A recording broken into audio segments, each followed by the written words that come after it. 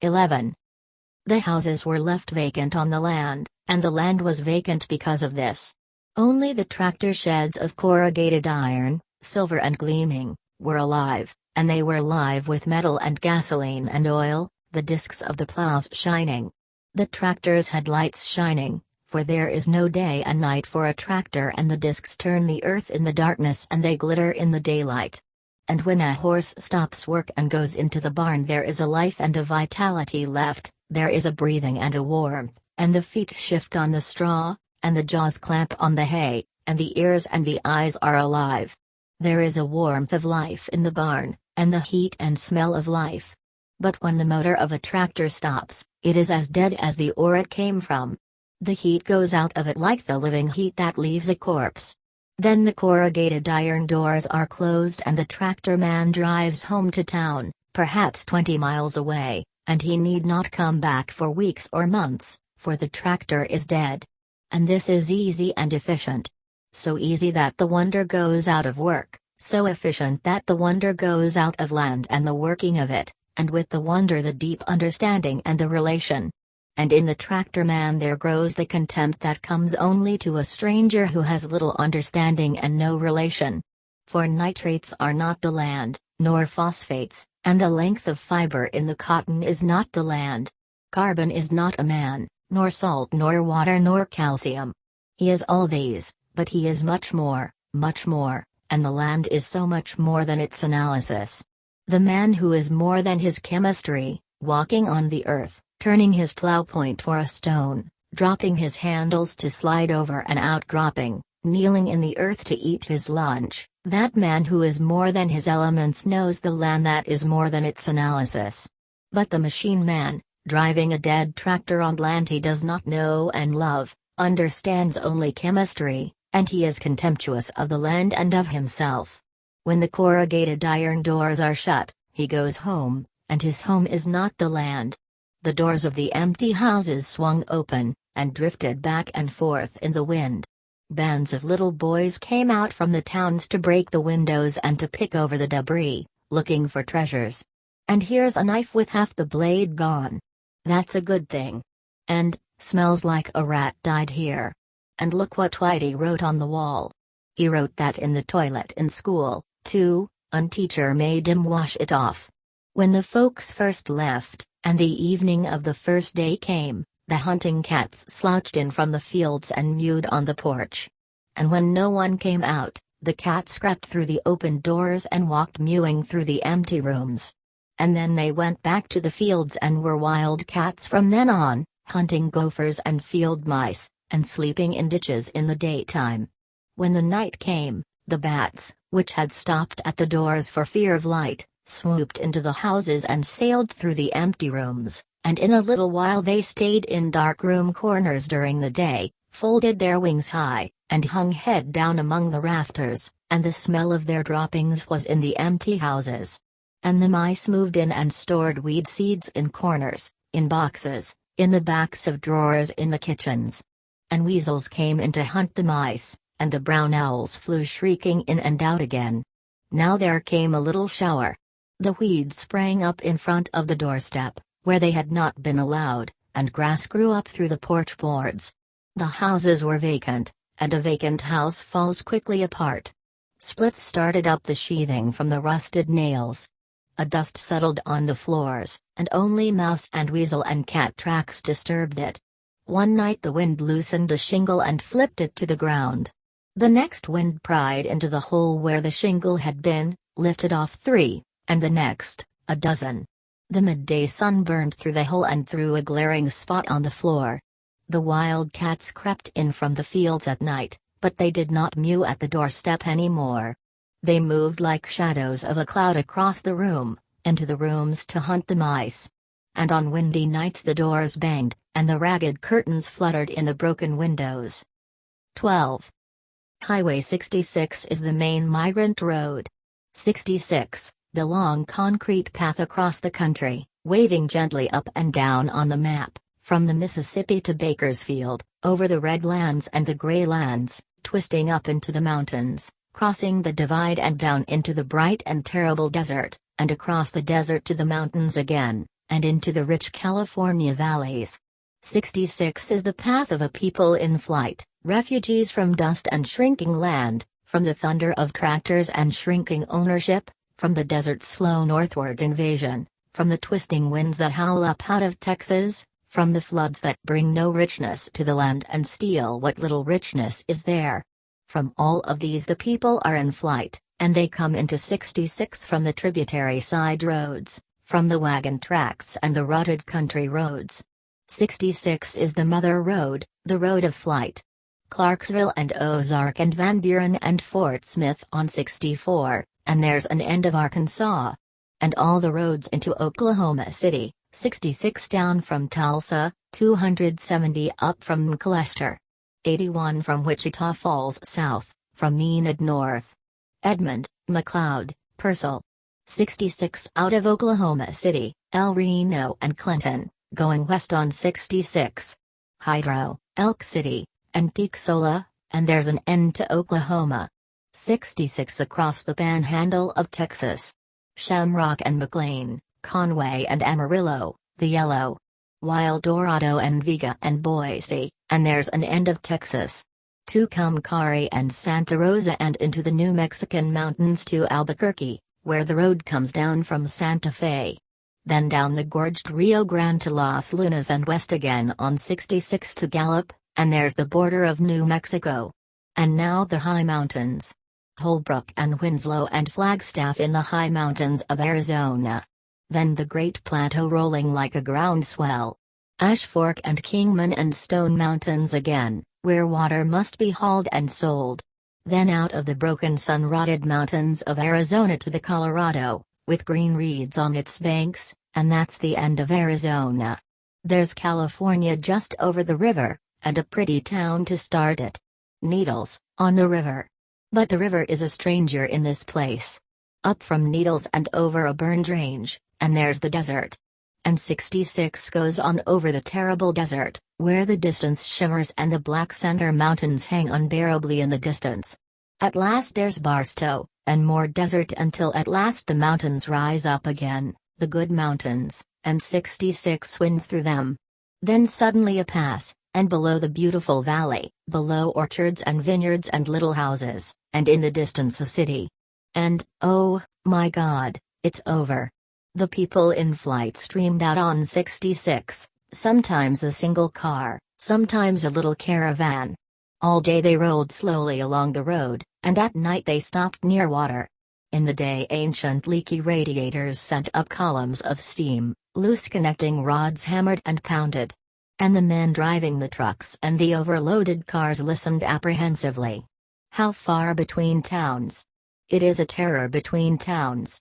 If something breaks, well, if something breaks we camp right here while Jim walks to town and gets a part and walks back and, how much food we got. Listen to the motor. Listen to the wheels. Listen with your ears and with your hands on the steering wheel, listen with the palm of your hand on the gear shift lever, listen with your feet on the floorboards. Listen to the pounding old jalopy with all your senses, for a change of tone, a variation of rhythm may mean, a week here? That rattle, that's tappets. Don't hurt a bit. Tappets can rattle till Jesus comes again without no harm. But that thudding as the car moves along, can't hear that, just kind of feel it. Maybe oil isn't gettin' someplace. Maybe a bearin's startin' to go. Jesus, if it's a bearing, what'll we do? Money's goin' fast. And why's the son of a bitch heat up so hot today? This ain't no climb. Let's look. God almighty, the fan belt's gone. Here, make a belt out of this little piece of rope. Let's see how long, there. I'll splice the ends. Now take her slow, slow, till we can get to a town. That rope belt won't last long. If we can only get to California where the oranges grow before this here old jug blows up. If we only can. And the tires, 2 layers of fabric worn through. Only a 4-ply tire. Might get 100 miles more out of her if we don't hit a rock and blow her. Which'll we take, 100, maybe, miles, or maybe spoil the tubes? Which? 100 miles. Well, that's something you got to think about. We got tube patches. Maybe when she goes she'll only spring a leak. How about making the boot? Might get 500 more miles. Liz go on till she blows. We got to get a tire, but, Jesus, they want a lot for a old tire. They look a fella over. They know he got to go on. They know he can't wait. And the price goes up. Take it or leave it. I ain't in business for my health.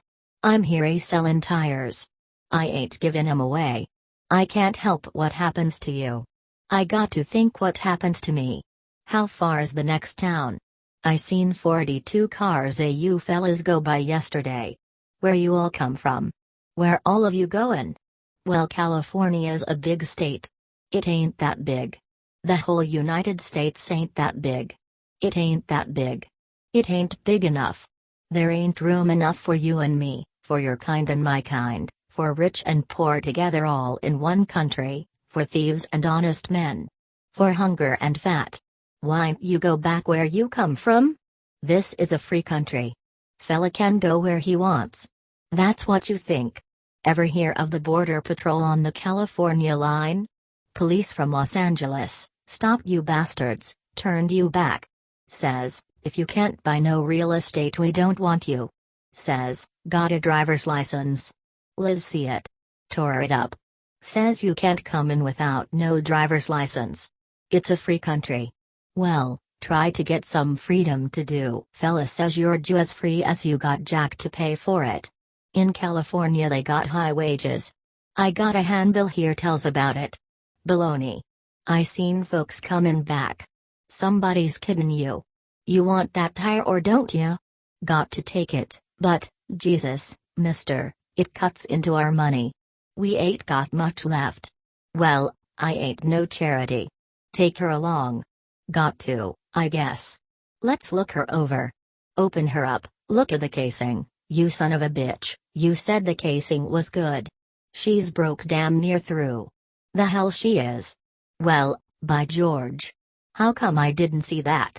You did see it, you son of a bitch. You want to charge us $4 for a busted casing? I'd like to take a sock at you. Now keep your shirt on. I didn't see it, I tell you.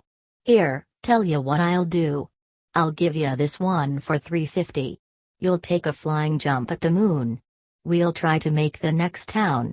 Think we can make it on that tire? Got to. I'll go on the rim before I'd give that son of a bitch a dime. What do you think a guy in business is? Like he says, he ain't in it for his health. That's what business is. What did you think it was? Fellas see that sign alongside the road there? Service Club. Luncheon Tuesday, Colmado Hotel? Welcome, brother. That's a service club. Fella had a story. Went to one of them meetings and told the story to all them businessmen. Says, when I was a kid my old man give me a haltered heifer and says take her down and get her serviced. The fella says, I done it, every time since then when I hear a businessman talking about service, I wonder who's getting screwed. Fella in business got to lie and cheat, but he calls it something else. That's what's important. You go steal that tire and you're a thief, but he tried to steal your $4 for a busted tire. They call that sound business. Danny in the back seat wants a cup of water. Have to wait. Got no water here. Listen, that the rear end? Can't tell. Sound telegraphs through the frame. There goes a gasket. Got to go on. Listen to her whistle. Find a nice place to camp and I'll jerk the head off. But, God almighty, the food's getting low, the money's getting low. When we can't buy no more gas, what then? Danny in the back seat wants a cup of water. Little fella's thirsty. Listen to that gasket whistle. She wrist. There she went. Blowed tube and casing all to hell. Have to fix her. Save that casing to make boots, cut 'em out and stick 'em inside a weak place. Cars pulled up beside the road, engine heads off, tires mended. Cars limping along 66 like wounded things, panting and struggling. Too hot, loose connections, loose bearings, rattling bodies. Danny wants a cup of water. People in flight along 66. and the concrete road shone like a mirror under the sun, and in the distance the heat made it seem that there were pools of water in the road. Danny wants a cup of water. He'll have to wait, poor little fella. He's hot. Next service station. Service station, like the fella says. 250,000 people over the road. 50,000 old cars, wounded, steaming. Wrecks along the road, abandoned. Well, what happened to them? What happened to the folks in that car? Did they walk? Where are they? Where does the courage come from? Where does the terrible faith come from? And here's a story you can hardly believe, but it's true, and it's funny and it's beautiful. There was a family of 12 and they were forced off the land. They had no car. They built a trailer out of junk and loaded it with their possessions. They pulled it to the side of 66 and waited. And pretty soon a sedan picked them up. 5 of them rode in the sedan and 7 on the trailer, and a dog on the trailer. They got to California in 2 jumps. The man who pulled them fed them. And that's true. But how can such courage be, and such faith in their own species? Very few things would teach such faith. The people in flight from the terror behind, strange things happened to them, some bitterly cruel and some so beautiful that the faith is refired forever. 13. The ancient overloaded Hudson creaked and grunted to the highway at Sisaw and turned west, and the sun was blinding. But on the concrete road Al built up his speed because the flattened springs were not in danger anymore. From Sisaw to Gore is 21 miles and the Hudson was doing 35 miles an hour. From Gore to Warner 13 miles, Warner to Chicota 14 miles, Chicota a long jump to Henrietta, 34 miles, but a real town at the end of it. Henrietta to Castle, 19 miles, and the sun was overhead, and the red fields, heated by the high sun, vibrated the air. Al, at the wheel, his face purposeful, his whole body listening to the car, his restless eyes jumping from the road to the instrument panel. Al was one with his engine, every nerve listening for weaknesses, for the thumps or squeals, hums and chattering that indicate a change that may cause a breakdown. He had become the soul of the car. Grandma, beside him on the seat, half slept, and whimpered in her sleep, opened her eyes to peer ahead, and then dozed again. And Ma sat beside Grandma, one elbow out the window, and the skin reddening under the fierce sun. Ma looked ahead too, but her eyes were flat and did not see the road or the fields, the gas stations, the little eating sheds. She did not glance at them as the Hudson went by. Al shifted himself on the broken seat and changed his grip on the steering wheel. And he sighed, "Makes a racket, but I think she's alright. God knows what she'll do if we got to climb a hill with the load we got. Got any hills tween here in California, Ma?" Ma turned her head slowly and her eyes came to life. "Seems to me they's hills," she said. "Course I dunno. But seems to me I heard they's hills and even mountains. Big ones." Grandma drew a long whining sigh in her sleep. Al said, "We'll burn right up if we got climbin' to do. Have to throw out some of this stuff. Maybe, we shouldna bring that preacher. You'll be glad that preacher 'fore we're through," said Ma. "That preacher'll help us." She looked ahead at the gleaming road again. Al steered with one hand and put the other on the vibrating gear shift lever. He had difficulty in speaking. His mouth formed the words silently before he said them aloud.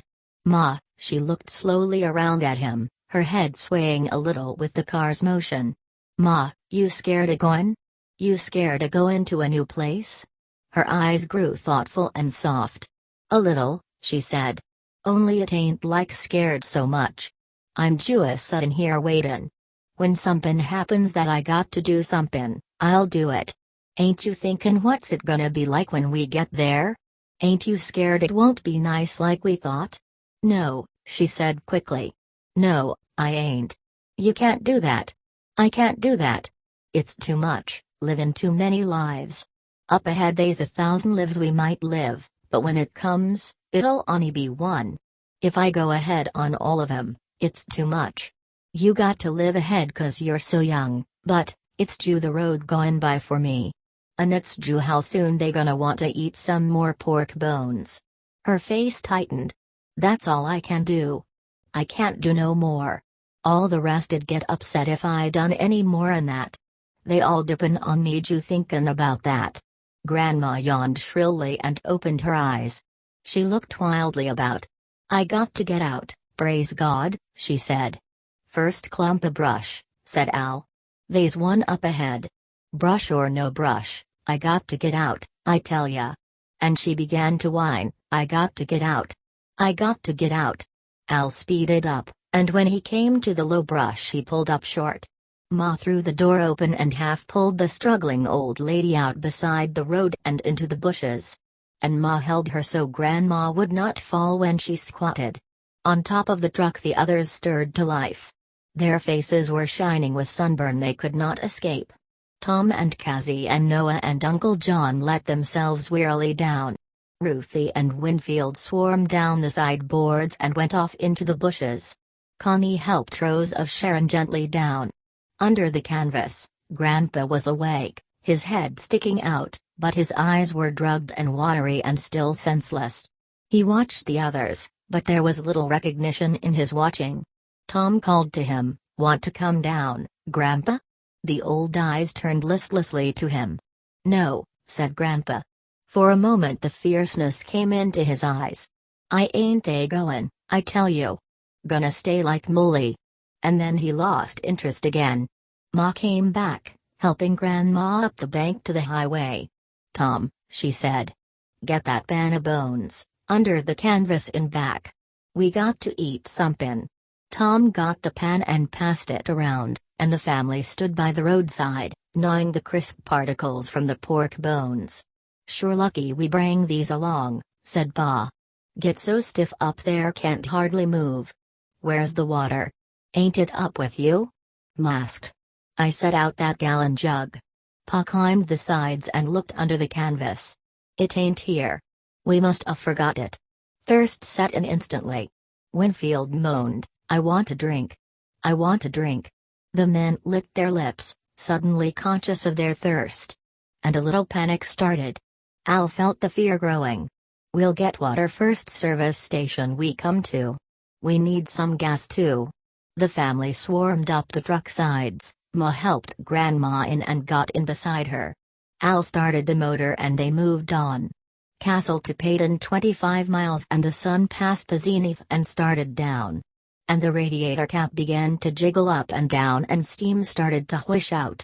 Near Peyton there was a shack beside the road and 2 gas pumps in front of it, and beside a fence, a water faucet and a hose. Al drove in and nosed the Hudson up to the hose. As they pulled in, a stout man, red of face and arms, got up from a chair behind the gas pumps and moved toward them. He wore brown corduroys, and suspenders and a polo shirt, and he had a cardboard sun helmet, painted silver, on his head. The sweat beaded on his nose and under his eyes and formed streams in the wrinkles of his neck. He strolled toward the truck, looking truculent and stern. "You folks aim to buy anything, gasoline or stuff?" he asked. Al was out already, unscrewing the steaming radiator cap with the tips of his fingers, jerking his hand away to escape the spurt when the cap should come loose. "Need some gas, mister. Got any money?" "Sure. Think we're beggin'?" The truculence left the fat man's face. "Well, that's all right, folks. Help yourself to water." And he hastened to explain. "Road is full of people, come in, use water, dirty up the toilet, and then, by God, they'll steal stuff and don't buy nothin'. Got no money to buy with. Come beggin' a gallon gas to move on." Tom dropped angrily to the ground and moved toward the fat man. "We're payin' our way," he said fiercely. "You got no call to give us a goin' over. We ain't asked you for nothin'." "I ain't," the fat man said quickly. The sweat began to soak through his short-sleeved polo shirt. "You help yourself to water, and go use the toilet if you want." Winfield had got the hose. He drank from the end and then turned the stream over his head and face and emerged dripping. "It ain't cool," he said. "I don't know what the country's come into," the fat man continued. His complaint had shifted now and he was no longer talking to or about the Joads. 50-60 cars of folks go by every day, folks all move in west with kids and household stuff. Where they goin'? What they gonna do? Doin' the same as us, said Tom. Goin' someplace to live. Tryin' to get along. That's all. Well, I don't know what the country's comin' to. I don't know. Here's me tryin' to get along, too. Think any them big new cars stop here? No, sir. They go on to them yellow painted company stations in town. They don't stop no place like this. Most folks stops here ain't got nothin'. Al flipped the radiator cap and it jumped into the air with a head of steam behind it, and a hollow bubbling sound came out of the radiator. On top of the truck, the suffering hound dog crawled timidly to the edge of the load and looked over, whimpering, toward the water. Uncle John climbed up and lifted him down by the scruff of the neck. For a moment the dog staggered on stiff legs, and then he went to lap the mud under the faucet. In the highway the cars whizzed by, glistening in the heat, and the hot wind of their going fanned into the service station yard. Al filled the radiator with the hose. It ain't that I'm tryin' to get trade out of rich folks, the fat man went on. I'm tryin' to get trade. Why, the folks that stops here begs gasoline and they trades for gasoline.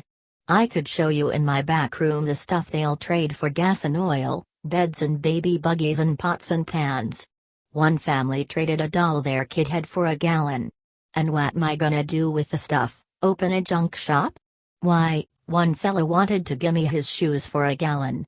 And if I was that kind of fella I bet I could get, he glanced at Ma and stopped. Jim Casey had wet his head, and the drops still coursed down his high forehead, and his muscled neck was wet, and his shirt was wet. He moved over beside Tom. It ain't the people's fault, he said. How'd you like to sell the bed you sleep on for a tank full of gas? I know it ain't their fault. Every person I talk to is on the move for a damn good reason. But what's the country comin' to? That's what I want to know. What's it comin' to? Fella can't make a livin' no more. Folks can't make a livin' farmin'. I ask you, what's it comin' to?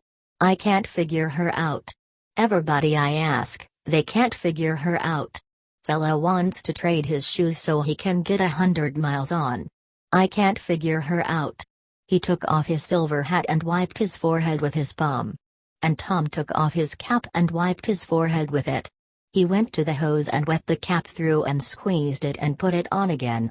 Ma worked a tin cup out through the side bars of the truck, and she took water to Grandma and to Grandpa on top of the load. She stood on the bars and handed the cup to Grandpa, and he wet his lips, and then shook his head and refused more. The old eyes looked up at Ma in pain and bewilderment for a moment before the awareness receded again. Al started the motor and backed the truck to the gas pump. Fill her up. She'll take about 7, said Al. We'll give her 6 so she don't spill none. The fat man put the hose in the tank. No, sir, he said. I don't know what the country's comin' to. Relief and all. Cassie said, I've been walkin' around in the country. Everybody's a skin at. What we comin' to? Seems to me we don't never come to nothin'. Always on the way. Always goin' and goin'. Why don't folks think about that? They's movement now. People moving. We know why, and we know how. Movin' 'cause they got to. That's why folks always move. Movin' 'cause they want somethin' better'n what they got. And that's the only way they'll ever get it. Wantin' it and needin' it, they'll go out and get it. It's bein' hurt that makes folks mad to fightin'. I've been walkin' around the country, and hearin' folks talk like you.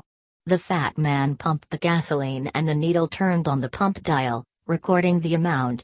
Yeah, but what's it comin' to? That's what I want to know.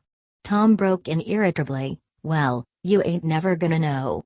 Cassie tries to tell ya and you just has the same thing over. I seen fellas like you before. You ain't a skin nothin', you're juicing in a kinda song. What we comin' to? You don't want to know. Country's movin' around, goin' places. They's folks dyin' all around. Maybe you'll die pretty soon, but you won't know nothin'. I seen too many fellas like you. You don't want to know nothin'. Just sing yourself to sleep with a song, what we comin' to? He looked at the gas pump, rusted and old, and at the shack behind it, built of old lumber, the nail holes of its first use still showing through the paint that had been brave, the brave yellow paint that had tried to imitate the big company stations in town. But the paint couldn't cover the old nail holes and the old cracks in the lumber, and the paint could not be renewed. The imitation was a failure and the owner had known it was a failure. And inside the open door of the shack Tom saw the oil barrels, only 2 of them, and the candy counter with stale candies and licorice whips turning brown with age, and cigarettes. He saw the broken chair and the fly screen with a rusted hole in it. And the littered yard that should have been graveled, and behind, the cornfield drying and dying in the sun. Beside the house the little stock of used tires and retreaded tires. And he saw for the first time the fat man's cheap washed pants and his cheap polo shirt and his paper hat. He said, "I didn't mean to sound off at ya, mister. It's the heat. You ain't got nothin'. Pretty soon you'll be on the road yourself. And it ain't tractors'll put you there. It's them pretty yellow stations in town. Folks is movin'," he said ashamedly. "And you'll be movin', mister." The fat man's hand slowed on the pump and stopped while Tom spoke. He looked worriedly at Tom. "How'd you know?" he asked helplessly. "How'd you know we was already talkin' about packin' up and movin' west?" Cassie answered him. "It's everybody," he said. "Here's me that used to give all my fight against the devil 'cause I figured the devil was the enemy. But they's somethin' worse'n the devil got hold o' the country, and it ain't gonna let go till it's chopped loose. Ever see one o' them Gila monsters take hold, mister? Grabs hold, and you chop him in two and his head hangs on. Chop him at the neck and his head hangs on. Got to take a screwdriver and pry his head apart to get him loose. And while he's layin' there, poison is drippin' and drippin' into the hole he's made with his teeth." He stopped and looked sideways at Tom. The fat man stared hopelessly straight ahead. His hands started turning the crank slowly. "I dunno what we're comin' to," he said softly. Over by the water hose, Connie and Rose of Sharon stood together, talking secretly. Connie washed the tin cup and felt the water with his finger before he filled the cup again. Rose of Sharon watched the cars go by on the highway. Connie held out the cup to her. "This water ain't cool, but it's wet," he said. She looked at him and smiled secretly. She was all secrets now she was pregnant, secrets and little silences that seemed to have meanings. She was pleased with herself, and she complained about things that didn't really matter. And she demanded services of Connie that were silly, and both of them knew they were silly. Connie was pleased with her too, and filled with wonder that she was pregnant. He liked to think he was in on the secrets she had. When she smiled slyly, he smiled slyly too, and they exchanged confidences in whispers. The world had drawn close around them, and they were in the center of it, or rather Rose of Sharon was in the center of it with Connie making a small orbit about her. Everything they said was a kind of secret. She drew her eyes from the highway. "I ain't very thirsty," she said daintily. "But maybe I ought to drink." And he nodded, for he knew well what she meant. She took the cup and rinsed her mouth and spat and then drank the cupful of tepid water. "Want another?"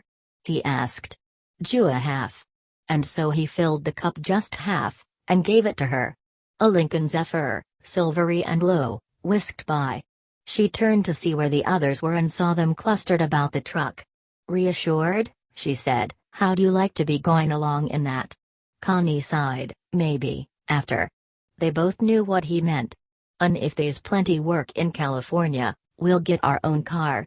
But then he indicated the disappearing Zephyr. "Them kind costs as much as a good-size house. I ruther have the house." "I like to have the house in one o' them," she said. But course the house would be first because, and they both knew what she meant. They were terribly excited about the pregnancy. "You feel alright?" he asked. "Tard. Jew tard ridin' in the sun. We got to do that or we won't never get to California." "I know," she said.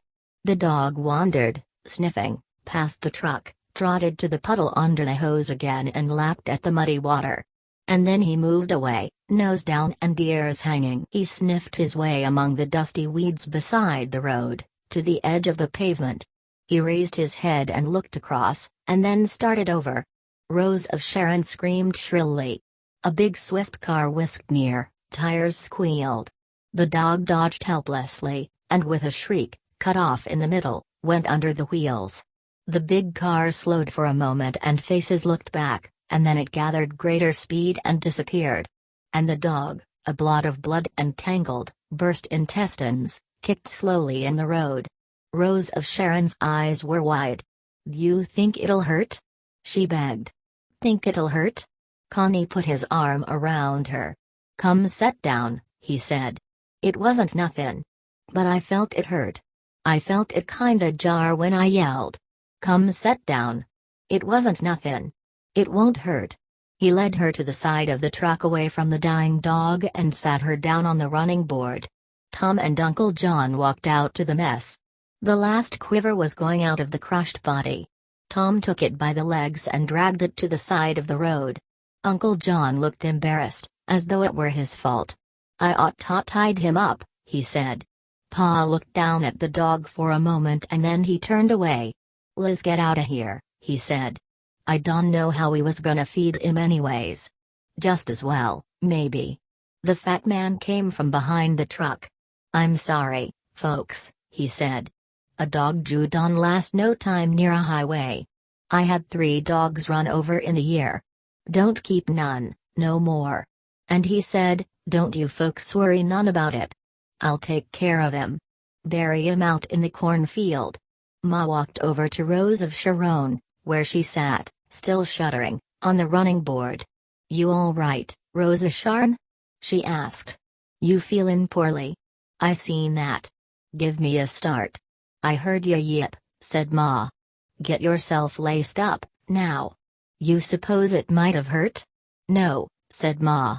"If you go to greasin' yourself and feelin' sorry, and tuckin' yourself in a swill's nest, it might. Rise up now, and help me get Grandma comfortable. Forget that baby for a minute. He'll take care of hisself." "Where is Grandma?" Rose of Sharon asked. "I dunno. She's around here somewheres. Maybe in the outhouse."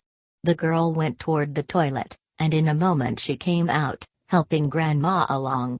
"She went to sleep in there," said Rose of Sharon. Grandma grinned. "It's nice in there," she said. "They got a patent toilet in there and the water comes down. I like it in there," she said contentedly. "Would have took a good nap if I wasn't woke up." "It ain't a nice place to sleep," said Rose of Sharon, and she helped Grandma into the car. Grandma settled herself happily. "Maybe it ain't nice for Purdy, but it's nice for nice," she said. Tom said, "Let's go. We got to make miles."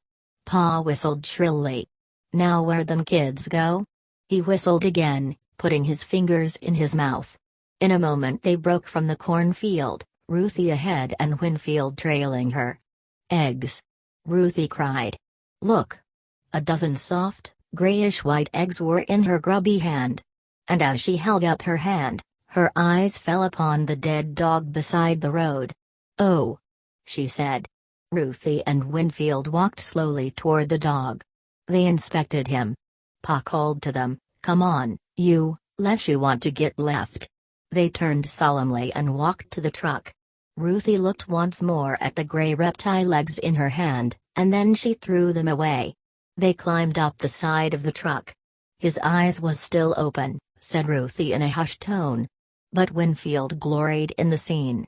He said boldly, "His guts was just strowed all over, all over." He was silent for a moment. "Strowed, all over," he said, and then he rolled over quickly and vomited down the side of the truck. When he sat up again his eyes were watery and his nose running. "It ain't like killin' pigs," he said in explanation. Al had the hood of the Hudson up, and he checked the oil level. He brought a gallon can from the floor of the front seat and poured a quantity of cheap black oil into the pipe and checked the level again. Tom came beside him. "Want I should take her a piece?" he asked. "I ain't tired," said Al. "Well, you didn't get no sleep last night." "I took a snooze this morning." Get up there on top. I'll take her.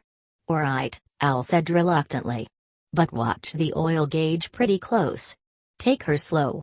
And I've been watchin' for a short. Take a look the needle now and then. If she jumps to discharge it's a short.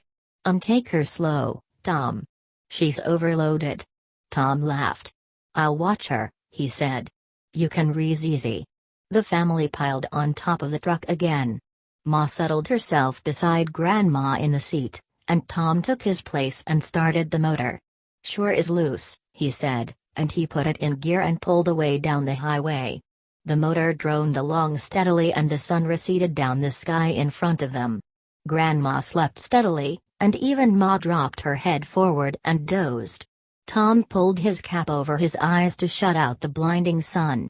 Paden to Meeker is 13 miles, Meeker to Hera is 14 miles, and then Oklahoma City, the big city. Tom drove straight on. Ma waked up and looked at the streets as they went through the city. And the family, on top of the truck, stared about at the stores, at the big houses, at the office buildings. And then the buildings grew smaller and the stores smaller. The wrecking yards and hot dog stands, the out-city dance halls. Ruthie and Winfield saw it all, and it embarrassed them with its bigness and its strangeness, and it frightened them with the fine-clothed people they saw. They did not speak of it to each other. Later, they would, but not now. They saw the oil derricks in the town, on the edge of the town, oil derricks black, and the smell of oil and gas in the air. But they didn't exclaim. It was so big and so strange it frightened them. In the street Rose of Sharon saw a man in a light suit. He wore white shoes and a flat straw hat. She touched Connie and indicated the man with her eyes, and then Connie and Rose of Sharon giggled softly to themselves, and the giggles got the best of them. They covered their mouths. And it felt so good that they looked for other people to giggle at. Ruthie and Winfield saw them giggling and it looked such fun that they tried to do it too, but they couldn't. The giggles wouldn't come. But Connie and Rose of Sharon were breathless and red with stifling laughter before they could stop. It got so bad that they had only to look at each other to start over again. The outskirts were widespread. Tom drove slowly and carefully in the traffic, and then they were on 66, the Great Western Road, and the sun was sinking on the line of the road. The windshield was bright with dust. Tom pulled his cap lower over his eyes, so low that he had to tilt his head back to see out at all. Grandma slept on, the sun on her closed eyelids, and the veins on her temples were blue, and the little bright veins on her cheeks were wine-colored, and the old brown marks on her face turned darker. Tom said, "We stay on this road right straight through." Ma had been silent for a long time. "Maybe we better find a place to stop for sunset," she said. "I got to get some pork boilin' and some bread made. That takes time." "Sure," Tom agreed. "We ain't gonna make this trip in one jump. Might's well stretch ourselves." Oklahoma City to Bethany is 14 miles. Tom said, "I think we better stop 'fore the sun goes down. Al got to build that thing on the top. Sun'll kill the folks up there." Ma had been dozing again. Her head jerked upright. "Got to get some supper a-cookin'," she said. And she said, "Tom, your pa told me about you crossin' the state line." He was a long time answering. "Yeah? What about it, Ma?" "Well, I'm scared about it. It'll make you kinda runnin' away. Maybe they'll catch ya." Tom held his hand over his eyes to protect himself from the lowering sun. "Don't you worry," he said. "I figured her out. They's lots of fellas out on parole and they's more goin' in all the time.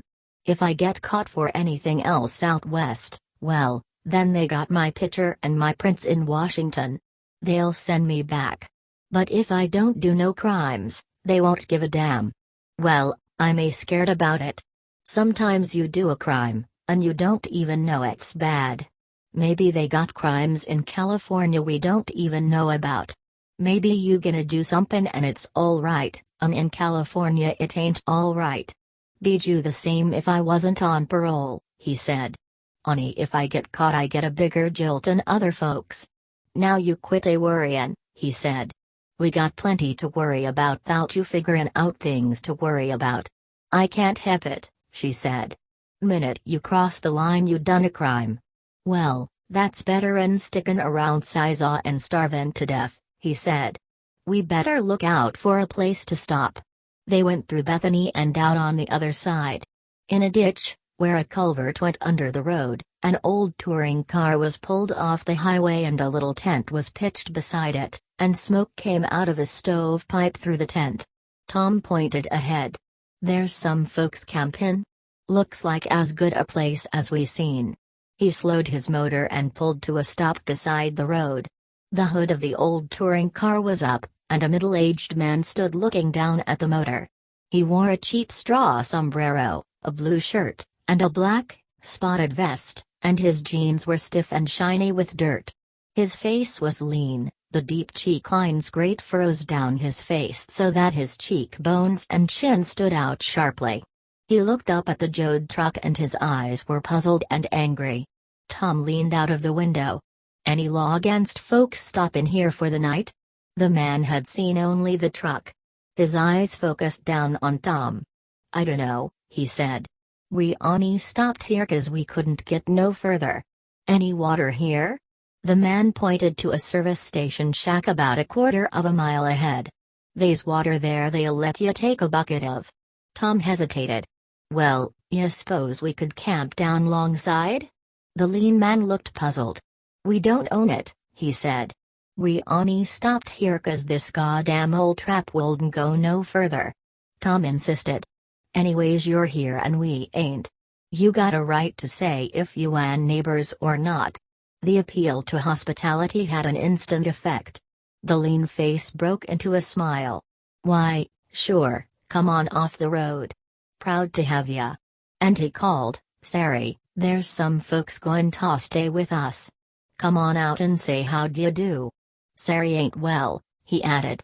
The tent flaps opened and a wizened woman came out, a face wrinkled as a dried leaf and eyes that seemed to flame in her face, black eyes that seemed to look out of a well of horror. She was small and shuddering.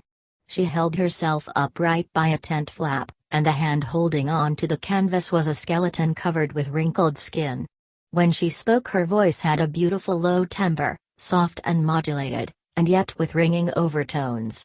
Tell 'em welcome, she said. Tell 'em good and welcome. Tom drove off the road and brought his truck into the field and lined it up with the touring car. And people boiled down from the truck, Ruthie and Winfield too quickly, so that their legs gave way and they shrieked at the pins and needles that ran through their limbs. Ma went quickly to work. She untied the 3-gallon bucket from the back of the truck and approached the squealing children. Now you go get water, right down there. Ask nice. Say, please, can we get a bucket of water? And say, thank you. And carry it back together helpin', and don't spill none. And if you see stick wood to burn, bring it on. The children stamped away toward the shack. By the tent a little embarrassment had set in, and social intercourse had paused before it started. Pa said, you ain't Oklahoma folks? And Al, who stood near the car, looked at the license plates. Kansas, he said. The lean man said, Galena, or right about there. Wilson, Ivy Wilson. We're Joads, said Pa. We come from right near Sizsaw. Well, we're proud to meet you folks, said Ivy Wilson. Sari, these is Joads. I knowed you wasn't Oklahoma folks. You talk queer kinda, that ain't no blame, you understan'. Everybody says words different, said Ivy. Arkansas folks says 'em different, and Oklahoma folks says 'em different. And we seen a lady from Massachusetts, and she said 'em differentest of all. Couldn't hardly make out what she was sayin'. Noah and Uncle John and the preacher began to unload the truck. They helped Grandpa down and sat him on the ground and he sat limply, staring ahead of him. You sick, Grandpa? Noah asked. You goddamn right, said Grandpa weakly. Sicker'n hell. Sari Wilson walked slowly and carefully toward him. How'd you like to come in our tent? She asked. You can lay down on our mattress and rest. He looked up at her, drawn by her soft voice. Come on now, she said. You'll get some rest.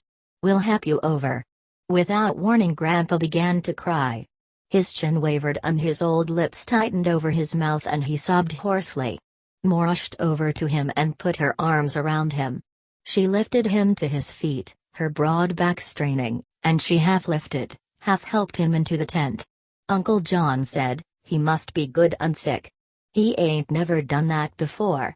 Never seen him blubberin' in my life." He jumped up on the truck and tossed a mattress down. Ma came out of the tent and went to Cassie. "You been around sick people," she said. "Grandpa's sick. Won't you go take a look at him?" Cassie walked quickly to the tent and went inside. A double mattress was on the ground, the blankets spread neatly, and a little tin stove stood on iron legs, and the fire in it burned unevenly. A bucket of water, a wooden box of supplies, and a box for a table, that was all. The light of the setting sun came pinkily through the tent walls. Sari Wilson knelt on the ground, beside the mattress, and Grandpa lay on his back. His eyes were open, staring upward, and his cheeks were flushed. He breathed heavily. Cassie took the skinny old wrist in his fingers. "Feeling kinda tired, Grandpa?" he asked. The staring eyes moved toward his voice but did not find him. The lips practiced a speech but did not speak it. Cassie felt the pulse and he dropped the wrist and put his hand on Grandpa's forehead. A struggle began in the old man's body, his legs moved restlessly and his hands stirred. He said a whole string of blurred sounds that were not words, and his face was red under the spiky white whiskers. Sari Wilson spoke softly to Cassie. "Know what's wrong?" He looked up at the wrinkled face and the burning eyes. "Do you?" "I think so." "What?" Cassie asked. "Might be wrong. I wouldn't like to say." Cassie looked back at the twitching red face. "Would you say, maybe, he's workin' up a stroke?" "I'd say that," said Sari. "I seen it 3 times before." From outside came the sounds of camp making, wood chopping, and the rattle of pans. Ma looked through the flaps. "Grandma wants to come in." "Would she better?" The preacher said. "She'll just fret if she don't." "Think he's all right?" Ma asked. Cassie shook his head slowly. Ma looked quickly down at the struggling old face with blood pounding through it. She drew outside and her voice came through. "He's all right, Grandma. He's Jew talking a little rees." And Grandma answered sulkily, "Well, I want to see him. He's a tricky devil. He wouldn't never let you know." And she came scurrying through the flaps. She stood over the mattresses and looked down. "What's the matter with you?" she demanded of Grandpa. And again his eyes reached toward her voice and his lips writhed. "He's sulkin'," said Grandma. "I tell you he was tricky. He was gonna sneak away this mornin' so he wouldn't have to come. And then his hip got a hurtin'," she said disgustedly. "He's Jew sulkin'. I seen him when he wouldn't talk to nobody before." Cassie said gently, "He ain't sulkin', Grandma. He's sick." "Oh." She looked down at the old man again. "Sick bad, you think?" "Pretty bad, Grandma." For a moment she hesitated uncertainly. "Well," she said quickly, "why ain't you prayin'? You're a preacher, ain't you?" Cassie's strong fingers blundered over to Grandpa's wrist and clasped around it. "I tell you, Grandma. I ain't a preacher no more." "Pray anyway," she ordered. "You know all this stuff by heart." "I can't," said Cassie. "I don't know what to pray for or who to pray to." Grandma's eyes wandered away and came to rest on Sari. "He won't pray," she said. "'D I ever tell you how Ruthie prayed when she was a little skinner? Says, 'Now I'll lay me down to sleep. I pray the Lord my soul to keep.' And when she got there the cupboard was bare, and so the poor dog got none. Amen. That's Jew what she done." The shadow of someone walking between the tent and the sun crossed the canvas. Grandpa seemed to be struggling, all his muscles twitched. And suddenly he jarred as though under a heavy blow. He lay still and his breath was stopped. Cassie looked down at the old man's face and saw that it was turning a blackish purple. Sari touched Cassie's shoulder. She whispered, "His tongue, his tongue, his tongue?" Cassie nodded. "Get in front of Grandma," He pried the tight jaws apart and reached into the old man's throat for the tongue. And as he lifted it clear, a rattling breath came out, and a sobbing breath was indrawn. Kazi found a stick on the ground and held down the tongue with it, and the uneven breath rattled in and out. Grandma hopped about like a chicken. "Pray," she said. "Pray, you. Pray, I tell ya." Sari tried to hold her back. "Pray, goddamn you!" Grandma cried. Kazi looked up at her for a moment. The rasping breath came louder and more unevenly.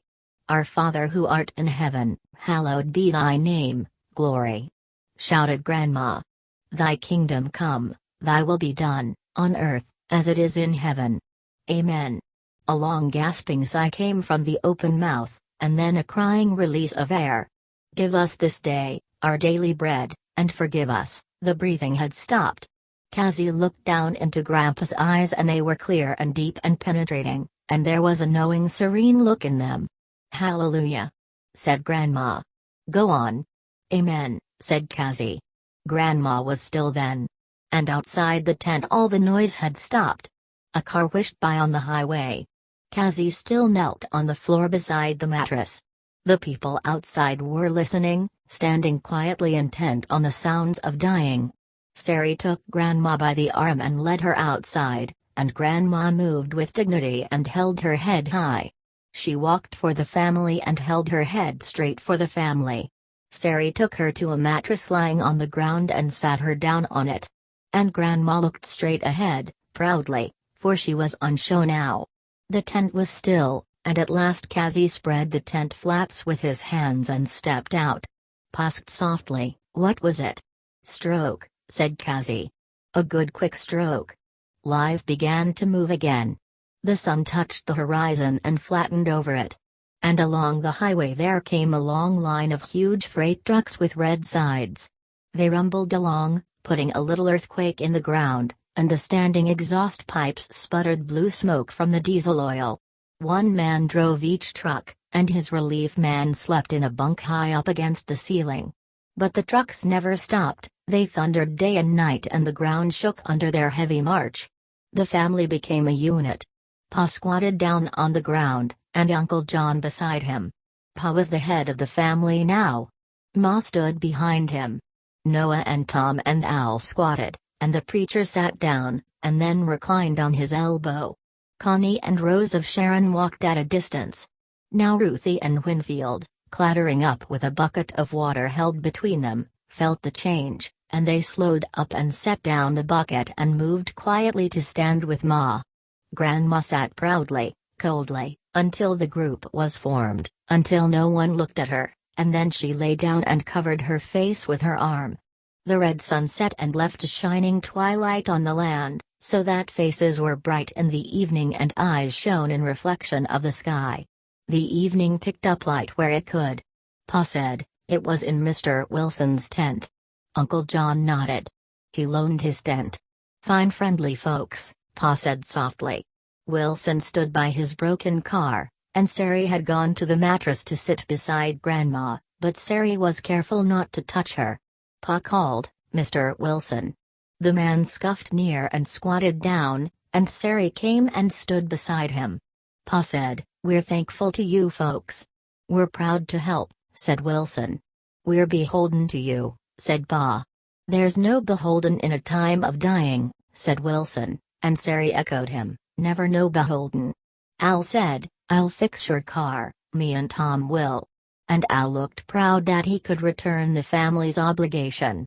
"We could use some help." Wilson admitted the retiring of the obligation. Pa said, "We got to figure what to do. They's laws.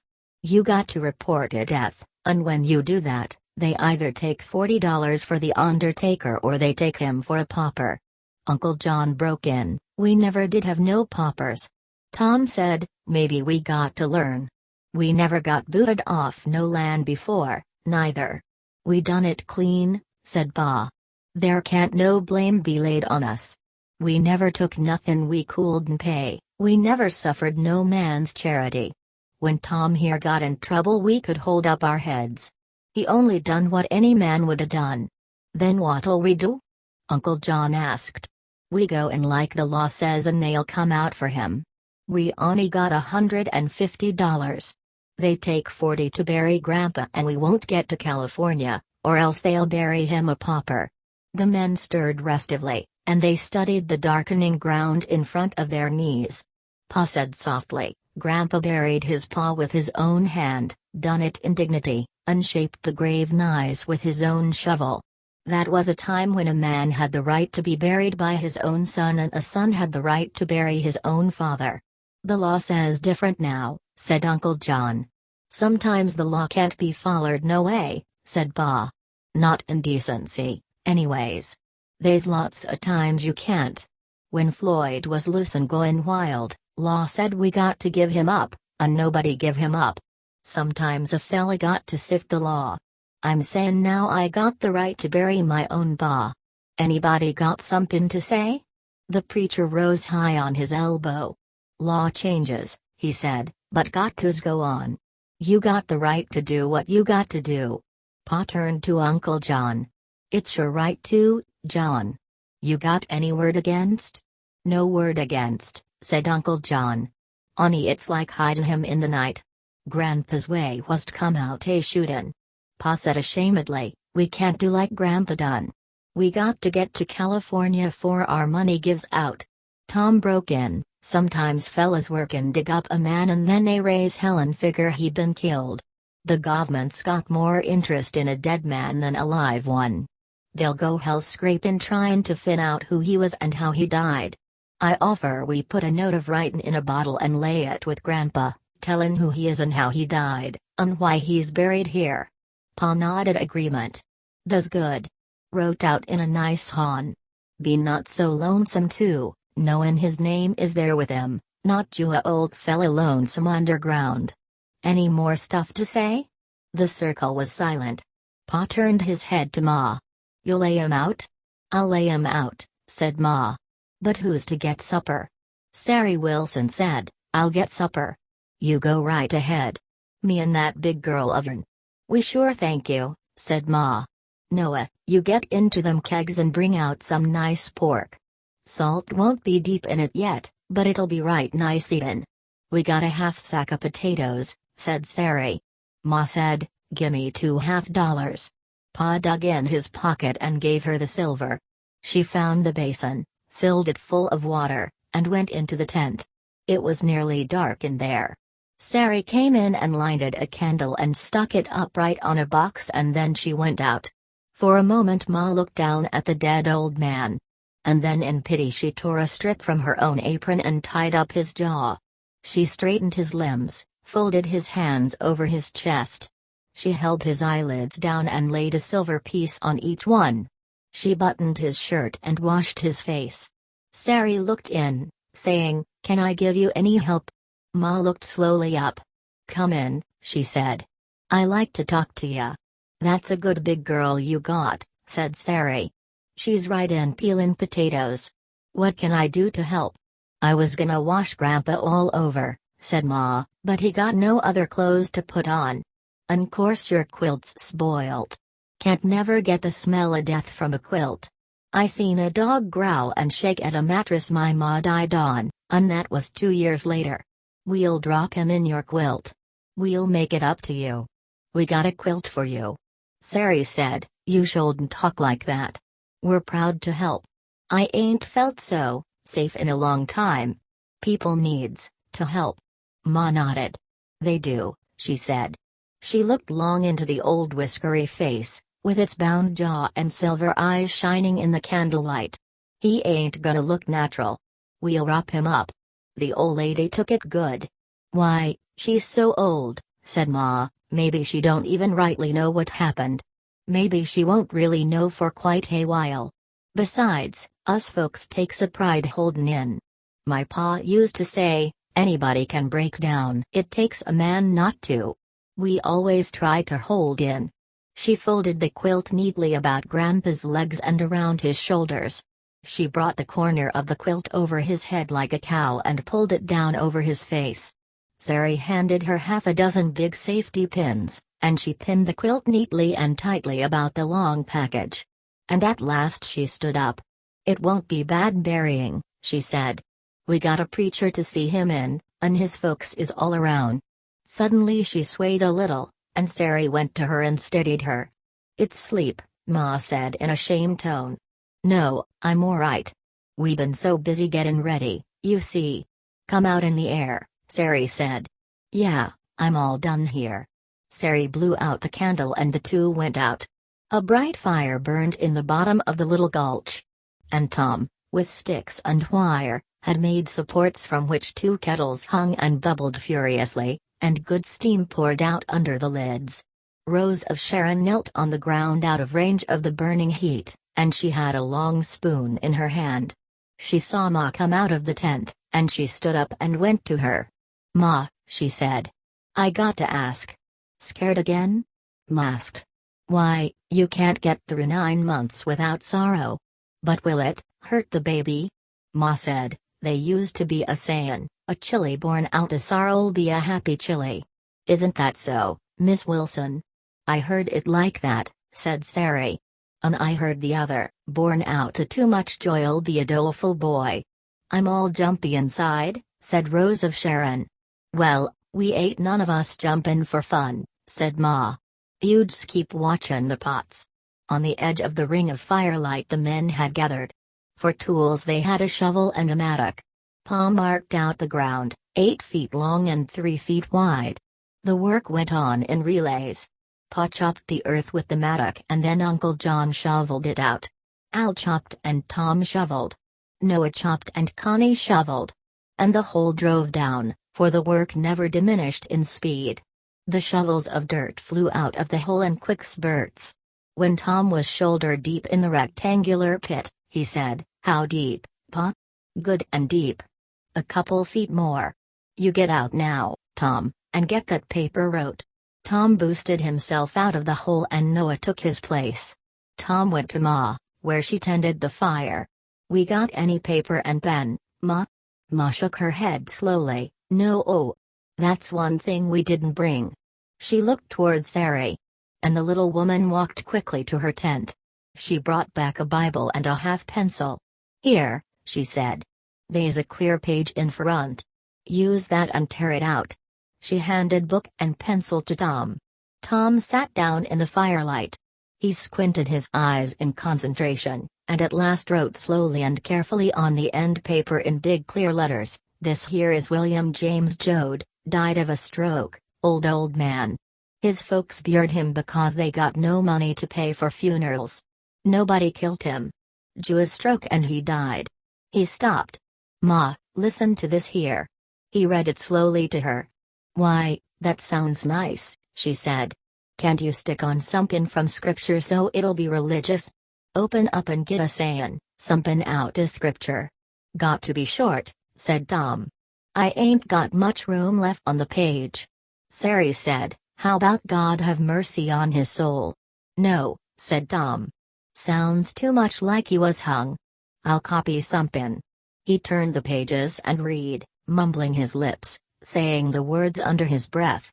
Here's a good short one, he said. And Lot said unto them, Oh, not so, my lord. Don't mean nothin', said Ma. Long's you're gonna put one down, it might's well mean somethin'. Sari said, Turn to Psalms, over further. You can always get somethin' out of Psalms. Tom flipped the pages and looked down the verses. Now here is one, he said. This here's a nice one, just blowed full of religion. Blessed is he whose transgression is forgiven, whose sin is covered. How's that? That's real nice, said Ma. Put that one in. Tom wrote it carefully. Ma rinsed and wiped a fruit jar and Tom screwed the lid down tight on it. Maybe the preacher ought to wrote it, he said. Ma said, No, the preacher want no kin. She took the jar from him and went into the dark tent. She unpinned the covering and slipped the fruit jar in under the thin cold hands and pinned the comforter tight again. And then she went back to the fire. The men came from the grave, their faces shining with perspiration. All right, said Pa. He and John and Noah and Al went into the tent, and they came out carrying the long, pin bundle between them. They carried it to the grave. Pa leaped into the hole and received the bundle in his arms and laid it gently down. Uncle John put out a hand and helped Pa out of the hole. Pa asked, "How about Grandma?" "I'll see," Ma said. She walked to the mattress and looked down at the old woman for a moment. Then she went back to the grave. "Sleep in," she said. "Maybe she'd hold it against me, but I ain't gonna wake her up. She's tired." Pa said, "Where oughts the preacher? We oughta have a prayer." Tom said, "I seen him walkin' down the road. He don't like to pray no more." "Don't like to pray?" "No," said Tom. "He ain't a preacher no more. He figures it ain't right to fool people actin' like a preacher when he ain't a preacher. I bet he went away so nobody would nast him." Cassie had come quietly near, and he heard Tom speaking. "I didn't run away," he said. "I'll help you folks, but I won't fool ya." Pa said, "Won't you say a few words? Ain't none of our folks ever been buried without a few words." "I'll say 'em," said the preacher. Connie led Rose of Sharon to the graveside, she reluctant. "You got to," Connie said. "It ain't decent not to. It'll ju be a little." The firelight fell on the grouped people, showing their faces and their eyes, dwindling on their dark clothes. All the hats were off now. The light danced, jerking over the people. Cassie said, "It'll be a short one." He bowed his head, and the others followed his lead. Cassie said solemnly, "This here old man Jew lived a life and Jew died out of it. I don't know whether he was good or bad, but that don't matter much. He was alive, and that's what matters. And now he's dead, and that don't matter. Heard a fella tell a poem one time, and he says, 'All that lives is holy.' Got to thinkin', and purty soon it means more than the word says. And I wouldn't pray for a old fella that's dead. He's alright.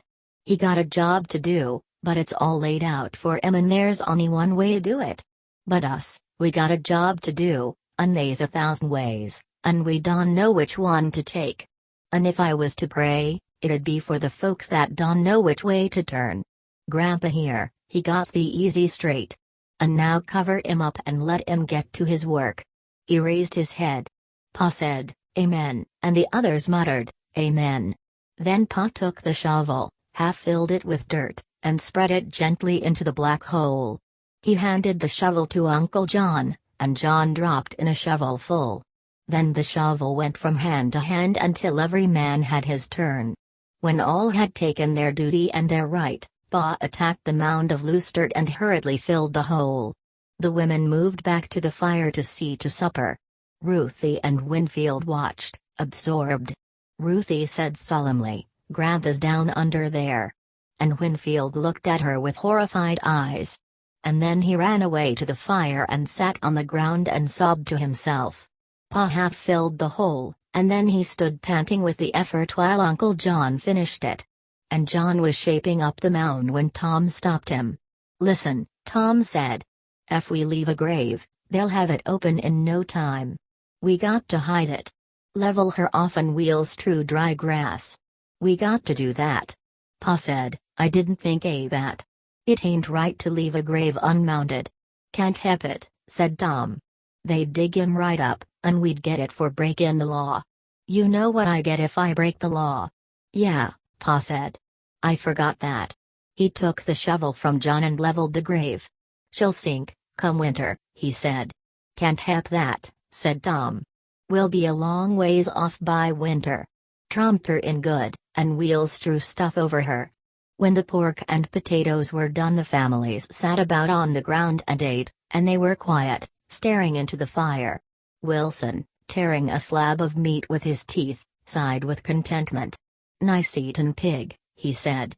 "Well," Pa explained, "we had a couple shoats, and we thought we might swell eat 'em. Can't get nothin' for 'em. When we get kinda used to movin' and mockin' set up bread, why, it'll be pretty nice, seen the country and 2 kegs of pork right in the truck. How long you folks been on the road?" Wilson cleared his teeth with his tongue and swallowed. "We ain't been lucky," he said. "We been 3 weeks from home. Why, God Almighty, we aim to be in California in 10 days or less." Al broke in, "I dunno, Pa. With that load we're packin', we maybe ain't never gonna get there. Not if they's mountains to go over." They were silent about the fire. Their faces were turned downward and their hair and foreheads showed in the firelight. Above the little dome of the firelight the summer stars shone thinly, and the heat of the day was gradually withdrawing. On her mattress, away from the fire, Grandma whimpered softly like a puppy. The heads of all turned in her direction. Ma said, "Rosa Sharn, like a good girl, go lay down with Grandma. She needs somebody now. She's knowin' now." Rose of Sharon got to her feet and walked to the mattress and lay beside the old woman, and the murmur of their soft voices drifted to the fire. Rose of Sharon and Grandma whispered together on the mattress. Noah said, "Funny thing is, losin' Grandpa ain't made me feel no different than I done before. I ain't no sadder than I was."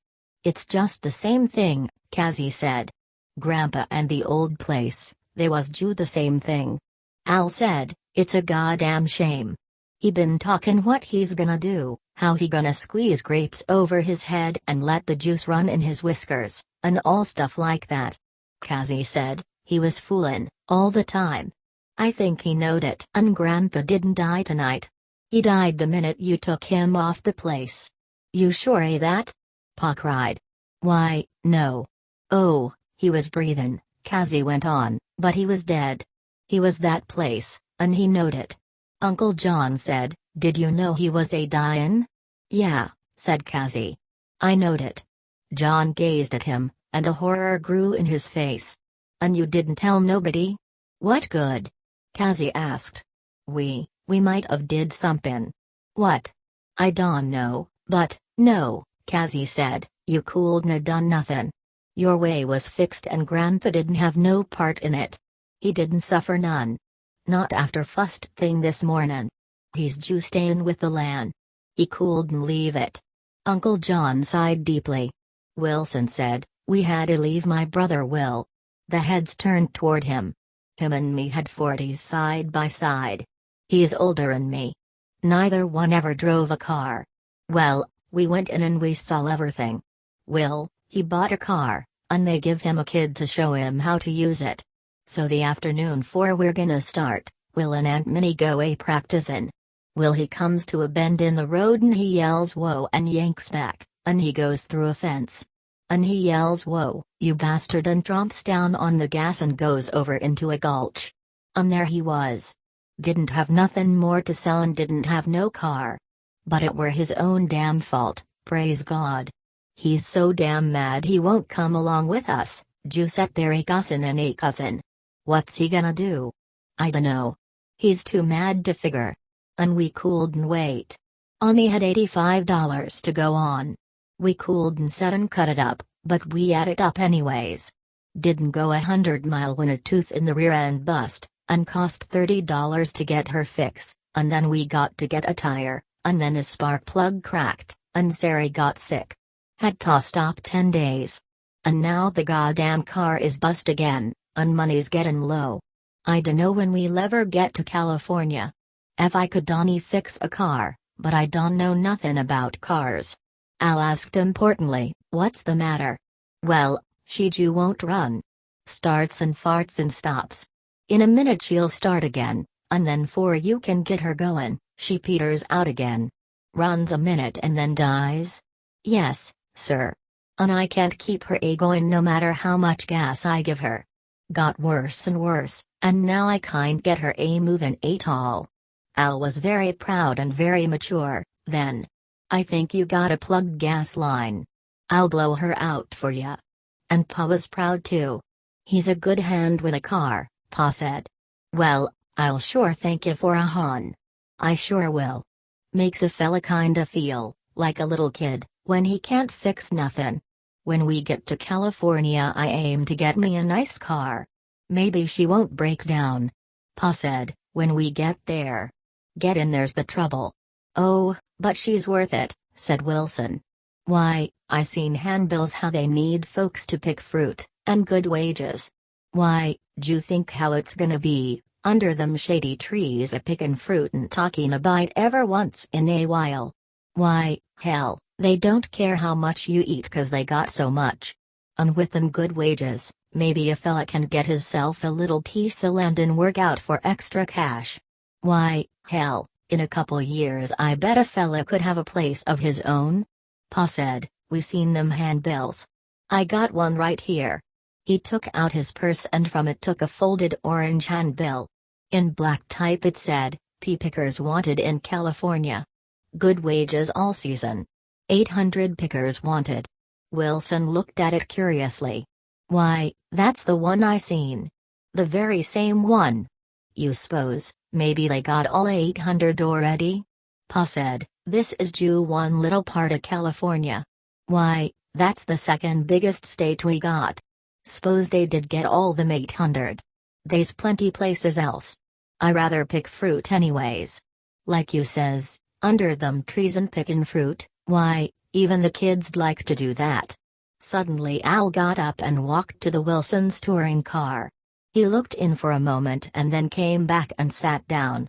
You can't fix her tonight, Wilson said. I know. I'll get to her in the morning. Tom had watched his young brother carefully. I was thinking something like that myself, he said. Noah asked, what you two fellas talking about? Tom and Al went silent, each waiting for the other. You tell him, Al said finally. Well, maybe it's no good, and maybe it ain't the same thing Al's thinking. Here she is, anyways. We gotta overload, but Mr. and Ms. Wilson ain't.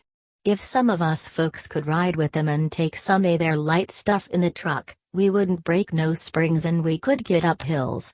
And me and Al both knows about a car, so we could keep that car rollin'. We'd keep together on the road and it'd be good for everybody. Wilson jumped up. Why, sure. Why, we'd be proud. We certainly would. You hear that, Sari? It's a nice thing, said Sari. Wouldn't be a burden on you folks? No, by God, said Pa. Wouldn't be no burden at all. You'd be helping us. Wilson settled back uneasily. Well, I dunno. What's the matter, Don, you wanta? Well, you see, I only got 'bout $30 left, and I won't be no burden. Ma said, you won't be no burden. It'll help each, and we'll all get to California. Sari Wilson helped lay Grandpa out, and she stopped. The relationship was plain. Al cried, that car'll take 6 easy. Say me to drive, and Rosa Sharn Connie and Grandma. Then we take the big light stuff and pile her on the truck. And we'll trade off ever so often. He spoke loudly, for a load of worry was lifted from him. They smiled shyly and looked down at the ground.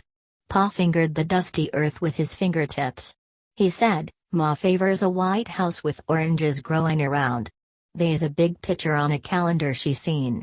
Sari said, if I get sick again, you got to go on and get there. We ain't going to burden.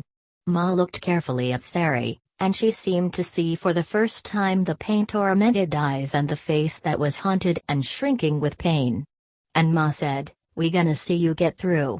You said yourself, you can't let help go unwanted. She studied her wrinkled hands in the firelight. We got to get some sleep tonight. She stood up. Grandpa, it's like he's dead a year, Ma said. The families moved lazily to their sleep, yawning luxuriously. Ma sloshed the tin plates off a little and rubbed the grease free with a flour sack. The fire died down and the stars descended. Few passenger cars went by on the highway now, but the transport trucks thundered by at intervals and put little earthquakes in the ground. In the ditch the cars were hardly visible under the starlight. A tied dog howled at the service station down the road. The families were quiet and sleeping, and the field mice grew bold and scampered about among the mattresses. Only Sari Wilson was awake. She stared into the sky and braced her body firmly against pain.